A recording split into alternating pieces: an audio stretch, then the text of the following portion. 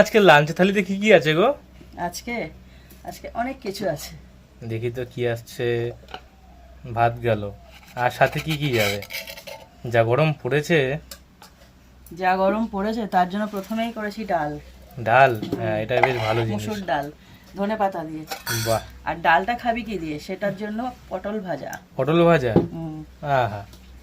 আর সাথে কি আছে? সাথে আছে আরেকটা ভাজা। আর একটা ভাজা? সেটা হলো চিংড়ি মাছ দিয়ে কুদরুল ভাজা। বাহ, ভালো না? এই দিয়ে খাবো আজকে খালি ডাল দিয়ে? না, আরো আছে। আরো কি আছে? আরো আছে পার্শে মাছ আলু ঝিঙে দিয়ে পাতলা করে ঝোল। বাহ, এটা সুন্দর বেশ। আর সাথে একটা লেবু হলে কেমন হয়? ডাল আছে। ব্যাপক জমে যায়। আহা, আর সাথে আছে শশা।